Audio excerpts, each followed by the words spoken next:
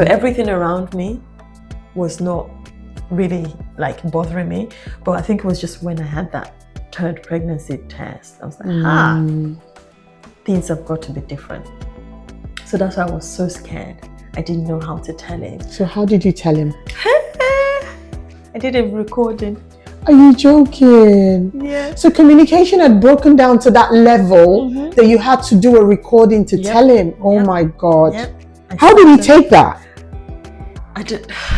I don't even remember how he took it. How did he take it? No, not the news. The fact that the channel of the news, how you communicated that to him. Was he fine with it? Was he...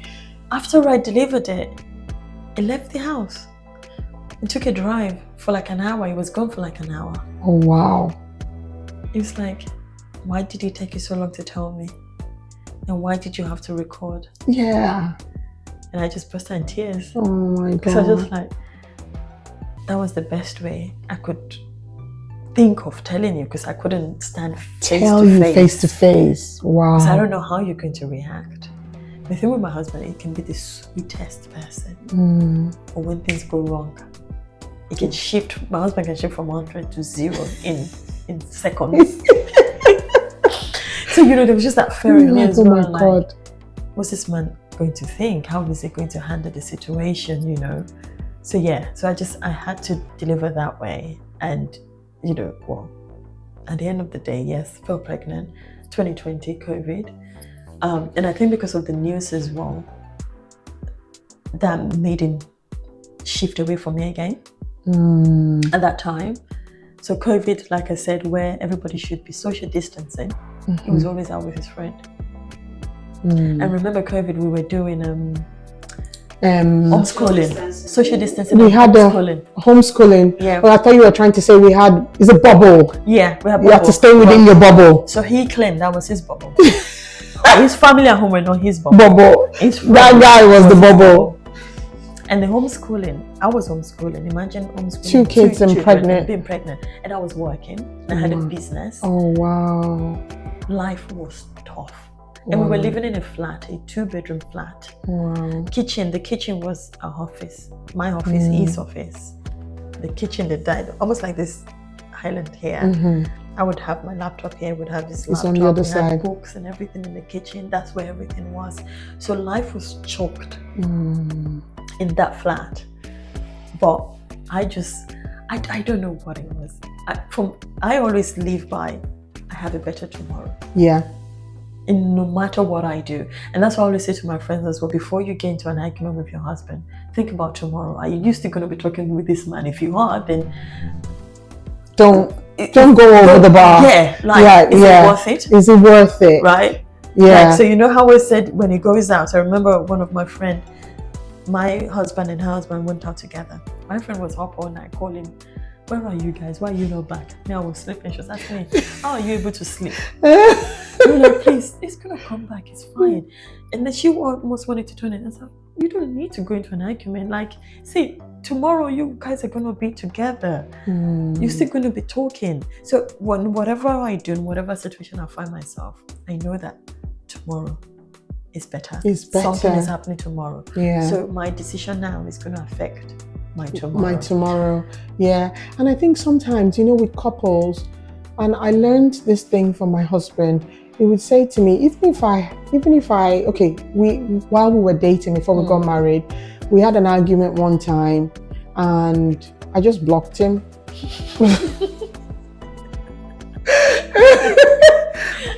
I blocked him, and then because I'm a feisty person and I'm quite impulsive sometimes, especially when my emotions are involved. If my emotions are not involved, you could run a trailer past me, I could care less, I won't see it. But if I'm emotionally involved, then I'm reactive, then I'm impulsive because I'm feeling. So in the heat of that moment, I blocked him. And then when I calmed down, I unblocked him.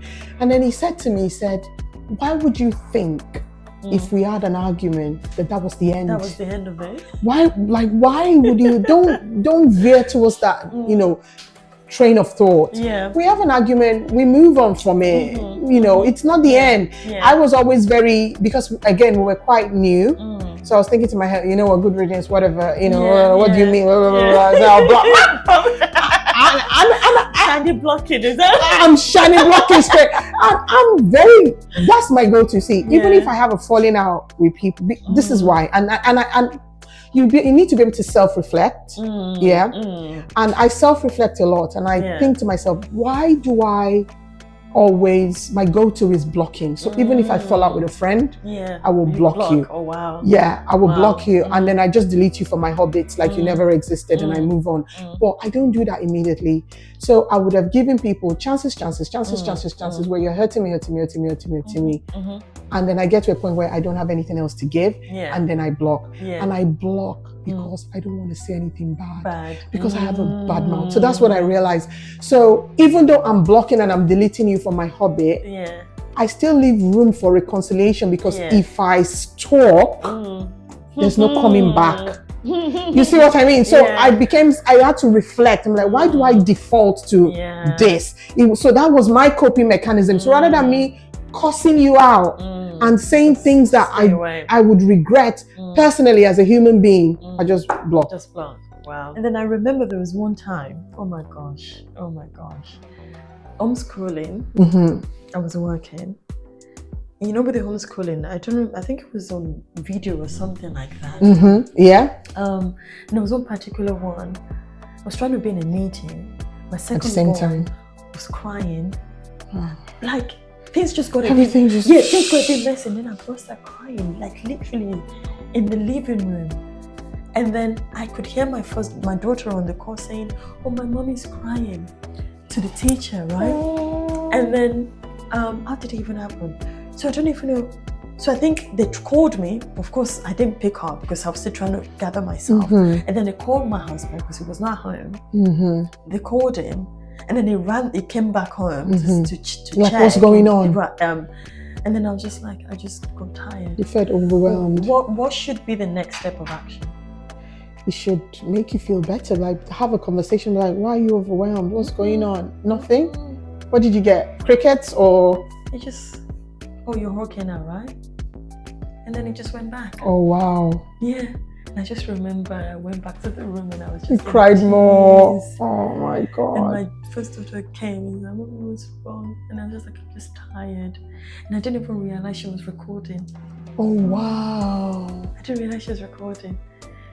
So it was later when I was just going through my phone. I then sent it to him that... Look at this. What's going on? Like... what is going on? And I remember sending it to one of my friends as well, like, I don't know what to do. Like, I don't understand. This is the moment where you would think somebody would just make you feel loved and reassure you of that support. I just called you that I was crying. The school was worried. You were worried. Well, I thought you were worried. You came running back, but only to then go back out. And yeah, after that, I don't even remember anymore if things got worse. But again, I think I just continued to live life. So you were just on the hamster wheel, hoping that getting on with the motion. Yeah, like things would get better. And then I think it was that moment I realized that Tobi. And I think that was the moment Michelle Obama released that book as well. So I didn't read the full book. I think there was a part that I just caught her where she said Obama would always go out after they had their daughter. He would always go to the gym, and she would always wonder, how is this man able to go to the gym and I can't? And then she realized that she needed to find her own happiness. That was like a light bulb moment for me, that Tobi, you need to do you. Need to do you and stop expecting this man that is having the life of, time of his own life, and me, I'm here. Serving, doing everything that I feel like I should be doing, but I'm not focusing on myself. Yeah. That's when I thought, okay, I've got to make a change, but I can't make a change immediately, right? I'm still pregnant. But you had a plan then. Heavily pregnant. We're trying to buy a house. So I was like, okay, let's just get this house sorted, and then we'll move on from there. So July 2021, I had my daughter. We moved into a house in April 2021. And that's when after I had my daughter, that's when I was like, okay. And then I got busy with weddings and all of that. But after the wedding in September, it's just like, oh yeah, you've got to really look after yourself. Yeah. Like you've got to find your own Self-care is happiness. very Yeah. important. I told you, what do you like doing? I started asking myself that question. Like, how can you get back to doing what you enjoy doing without your husband? Because I felt like I needed to focus on myself first. Yeah. I knew there was an issue with our marriage. But you wanted to get you together first. Yeah. Like, remember I said, not that we were fighting or arguing or anything like that, but there was just all the silent drift between us. Yeah. We would talk, we would, we would even go on holiday. Wow. We went on holiday together. We went on this expensive holiday to Barbados. Wow. If you ask me now, we were not even really talking on that holiday. Oh my God. We were just like, it would go out, skydiving, do whatever, and I would just stay with the children. Again. So same thing, different location. Yeah, literally. Like when I think back to it now, I'm like, what was that? And I'm really pushing, like, other people don't do this. Like back then in I think this was before COVID, we spent a lot of money to go on that trip, like to Barbados. But when I look back now, even the pictures, yes, you had poses here and there, but as family, as a unit, it wasn't at all. And I even remember we even had an argument, like at that holiday, not a big argument per se, but it was like, you're not even spending time with us. There was that. Because he was just, doing his thing. I bet he had a long list of activities to do. Scuba diving, sign me up. Skydiving, sign me up. Snorkeling, sign me up. He did everything. And the little time we spent together, even when we're spending it together, he's busy taking photos or something like that. And I was just there like, just talk to me. Like, and even at this time as well, I couldn't even bring myself to speak his love language, whatever his love language was. I was just there looking at him like, why did I marry you? Like, what did I get myself into? And then I started questioning myself. Was I too young? Was it too early? Like I said, right from uni. Yeah. I started. Did I even give myself a chance to explore, see what was out there, and all of that? Like, why did I go into it? And I remember my brother saying as well, I've even met his family. So remember, I said I didn't care about anything else. Yes, you focused on him. So those moments I would start questioning myself, and I would just go. I couldn't really talk to anybody. Like, who would really understand me? I'm not going to talk to my parent or my siblings. Like, who would really understand what I'm going through? So I was just wallowing in it myself. And that's a hard place to be, because you think about it, you pause your thinking because it's not resolved, and then you pick it up again. Literally. And then I was just serving in church and doing what I needed to do, and the business, working on the business. So when we moved to the house after my babies from September, I said, okay, you've got to focus on yourself. So I asked my friends one day, like, oh, let's go out, let's go for dinner. We went for dinner, and from that dinner we've been going to many other stops together.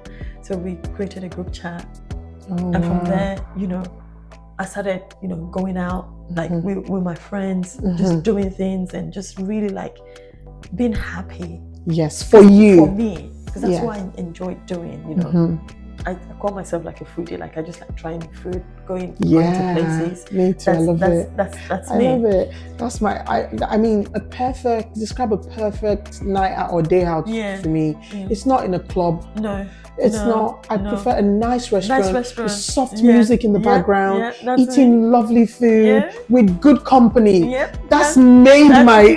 That's it. That's it. Breakfast, brunch, whatever lunch, it is, dinner, I don't care. everything. One meal of the day. Just Take me somewhere nice. I love nice aesthetics. That's it. Yeah. So I just started doing that with myself, with my friends.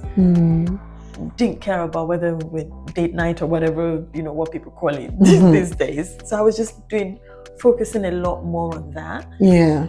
And then I started having conversations with my sister-in-law.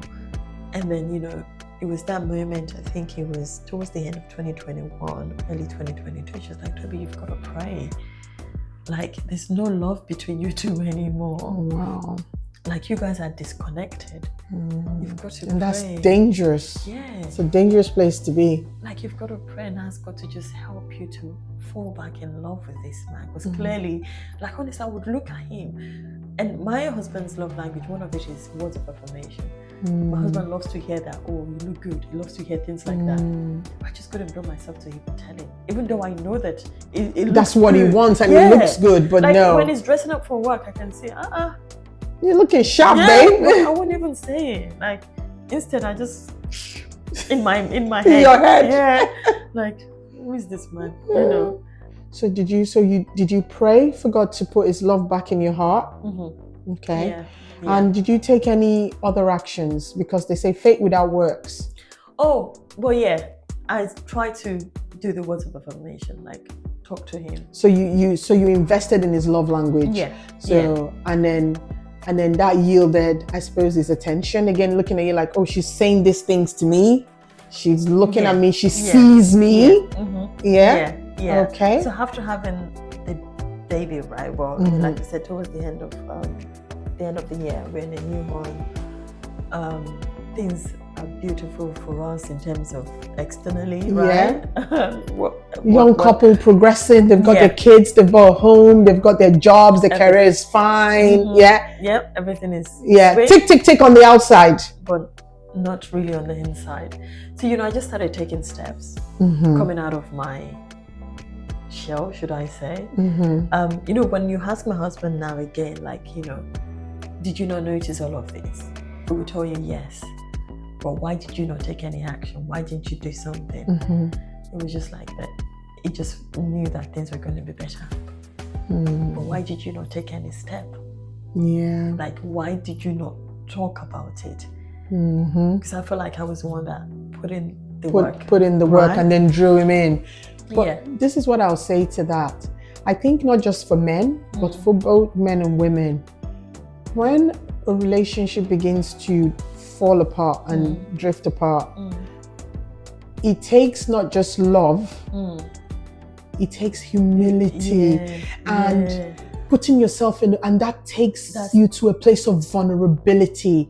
And if you're scared of rejection because you don't know you're standing with somebody, it can make you hold back, So I totally agree. And I think that's what a lot of men can't do.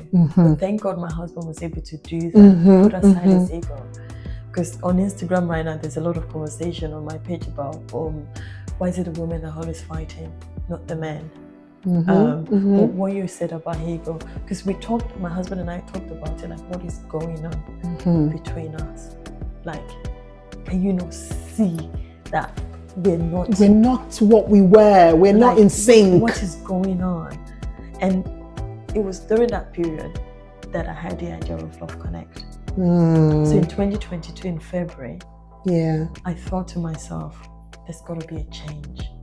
How are you going to make this change? When we tried to talk together, it wasn't going the right way. I would say something, and would say the opposite. And I thought, okay, Tobi, how can you make this man understand each other? So February 2022, I thought, okay, why don't you have Valentine's dinner, hire a private chef to the house? I was just thinking just for the two of us.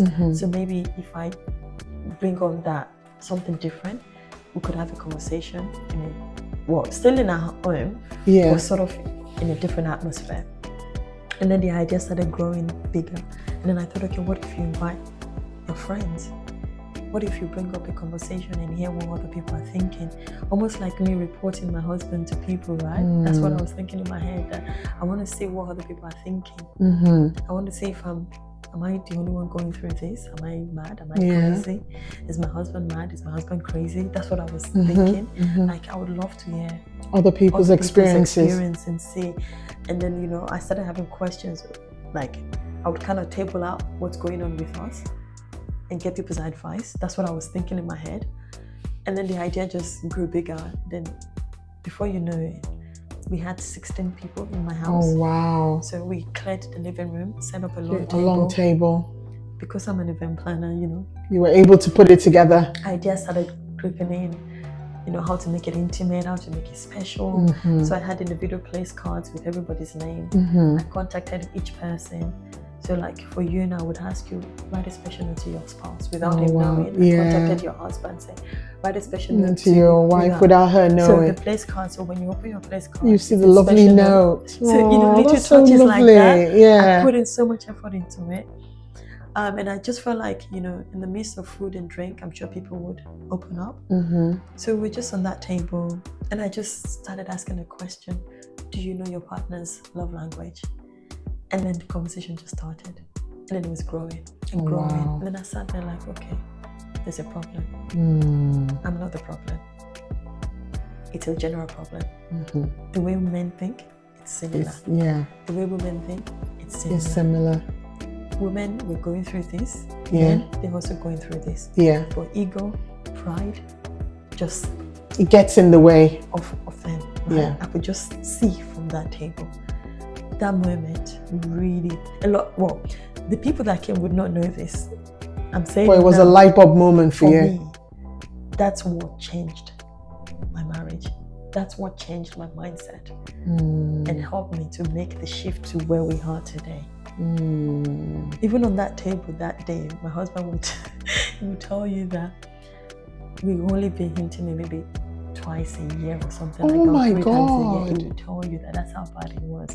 But he would also tell you that he was able to put aside any differences, ego, pride, to make the marriage work for the two of us. Yeah, because it takes two. Absolutely. If you two are here now, it means both of you were willing to make it work. Definitely. Because even as much as I had that idea of bringing people on board, like to the dinner table, He was on board with it as well. Yeah. And that's when we realized that both of us, we love relationship. Mm-hmm. We love connecting people together. Yeah. So February 2022, we did that. And along the line, you know, things just started shaping back. And then I realized that, okay, this intimacy I've been running away from, it's actually not that bad. But then, you know what I also realized? That I feel like the pill I was using contributed to it. Yes, I agree. Definitely contributed Yes. to it. Because after my daughter, I stopped using the pill. And I felt better. Emotionally, mentally. I was always getting headaches with the pill. It was after I stopped using it, I realized that, I don't get these headaches anymore. Your mood swings are not there anymore. You're feeling better, you know, with being intimate. So immediately I was like, must be that pill. So I'm not using the pill. I stopped using the pill. I felt like I was in a much better place. Mentally. And if only I knew then, you would have stopped sooner. But here I am now.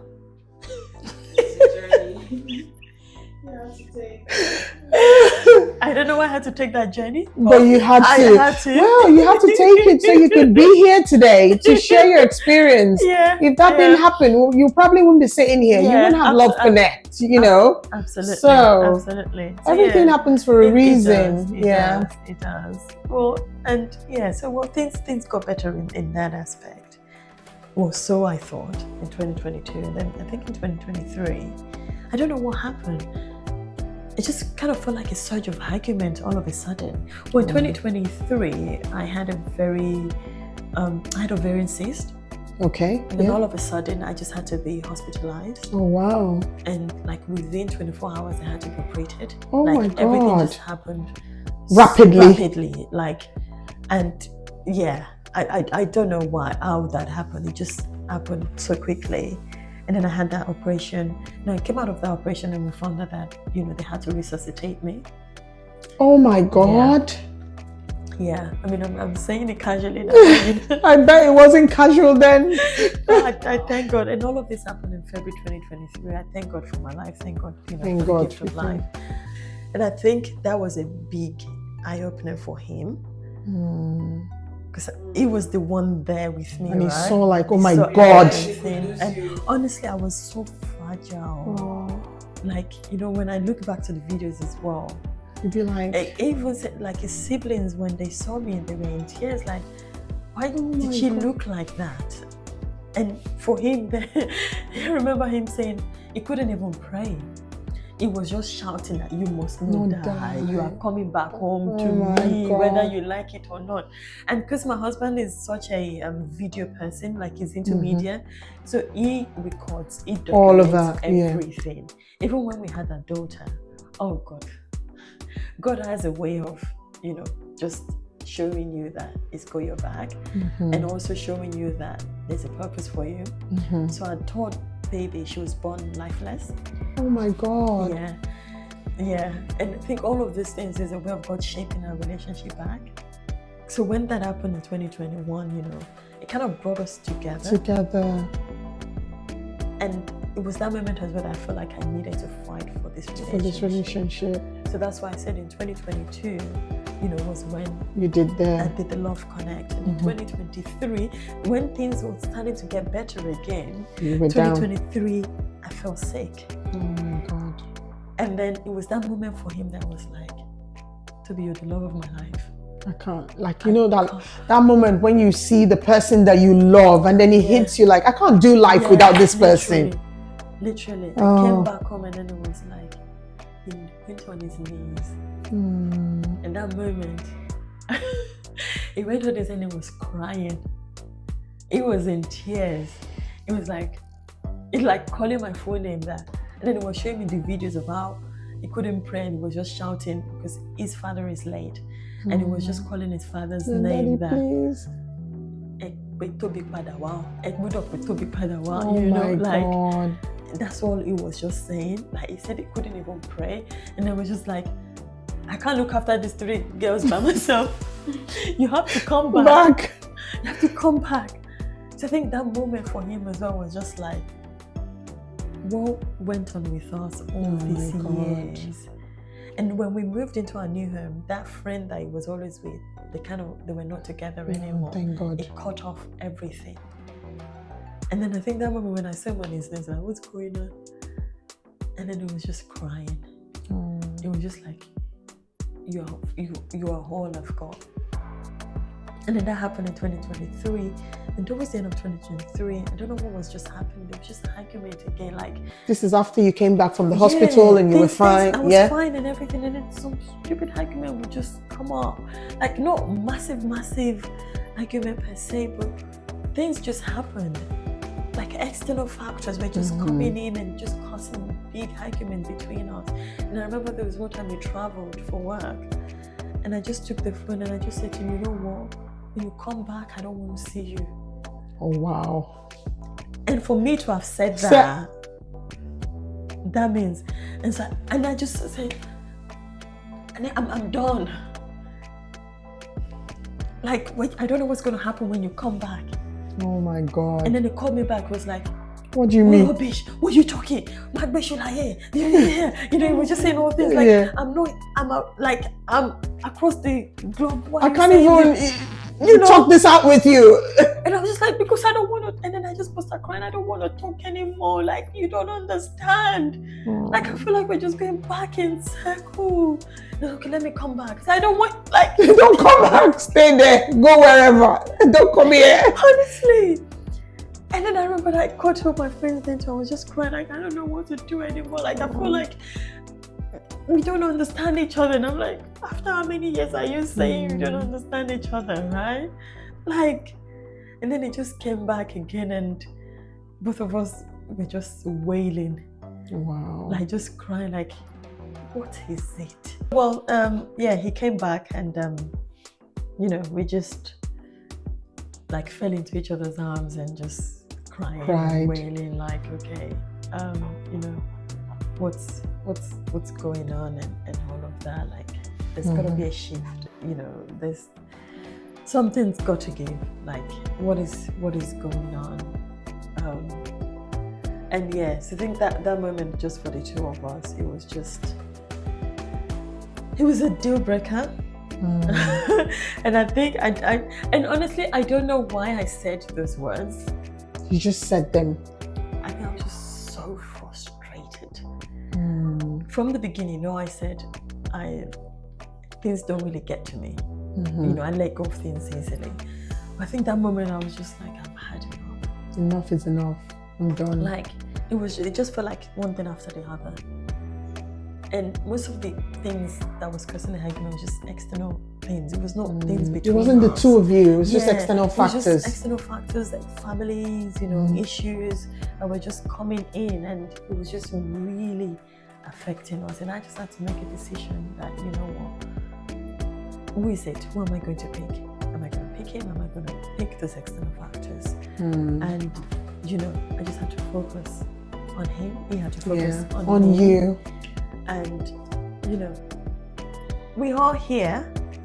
I'm not saying that we're perfect. Of course. It's a season. I feel like when we were back at the flat with the children, that was a season. Yeah.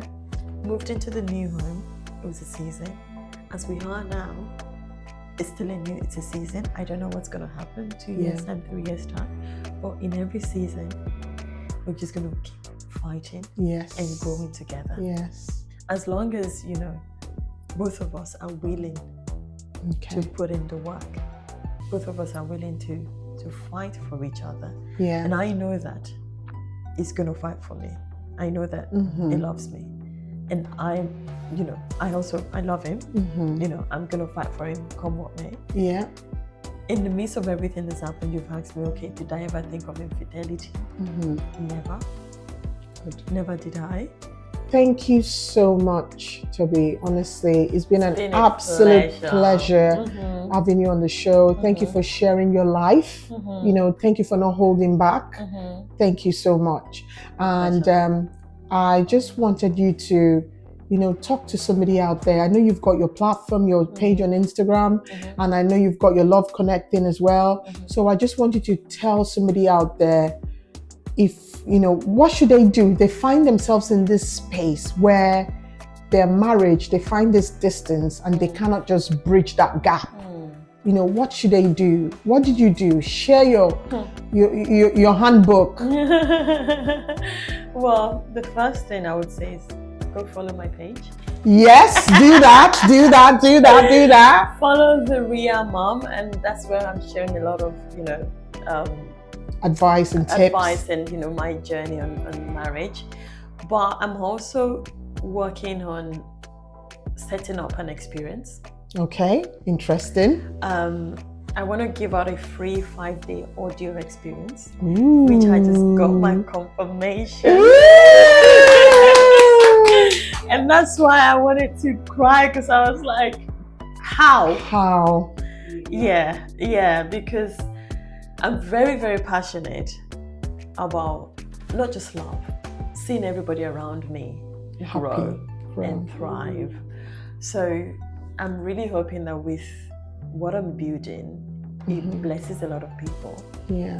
And that's one of the reasons why I thought, okay, let me create this audio experience. I want to do something that people can really feel, almost like they have somebody with them.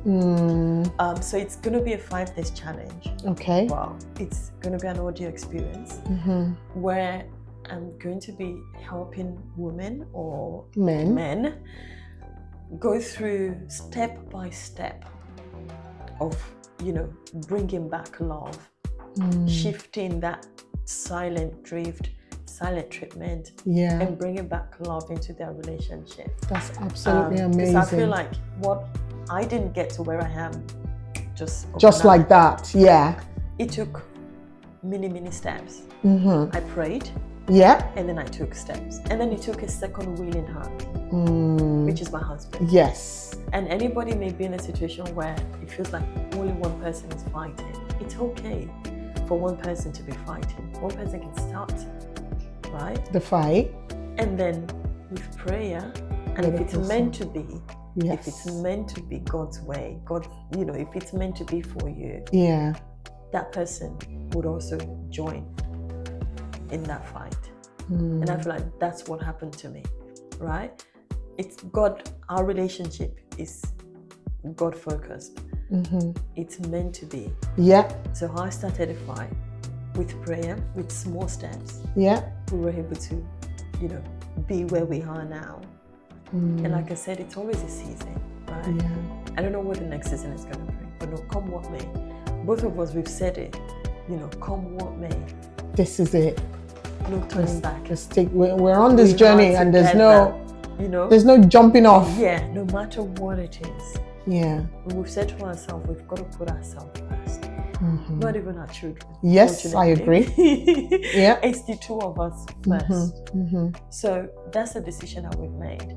And anybody out there could do the same thing. Okay. You've got to have your mindsets. You know, remember I said as well, I worked on myself first. Yes. I found happiness. Yeah. And then you were able to give. To give. Yes. Because I found that I was giving a lot. I was giving out a lot. Like giving to my church. And there's nothing wrong in doing all of that.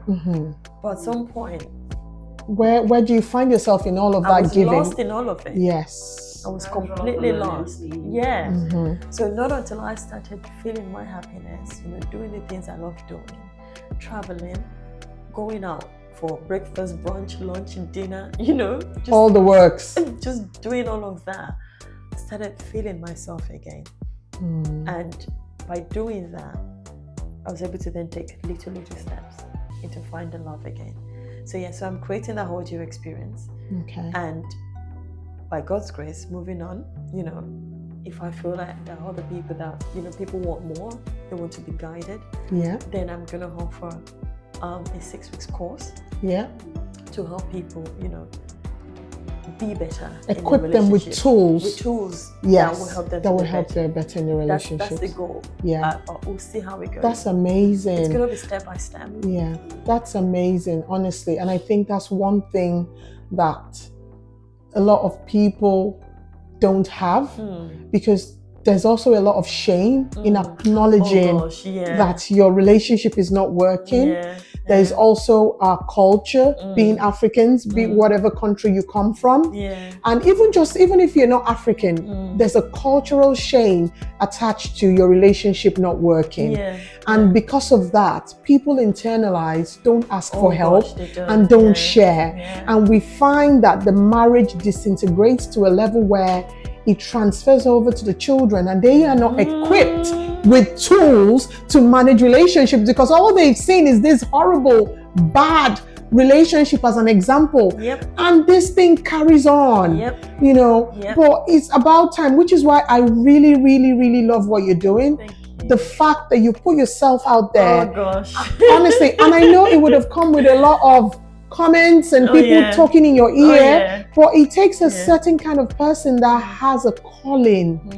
It's a calling to say, this is the path, and I'm doing this, and I'm putting myself out there, and I want people to benefit from that. And may God bless you for that, honestly, because it's really, it's big. It's not easy to let people in.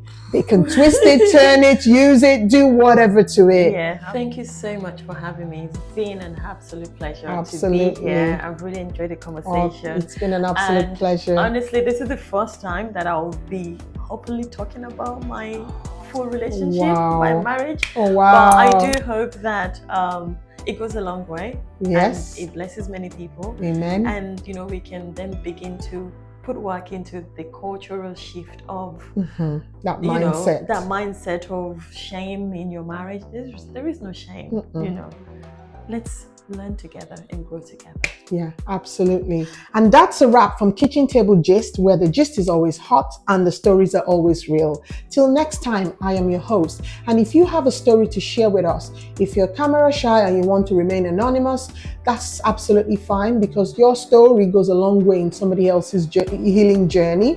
You can reach us on our email address, which is abba@kitchentable.com.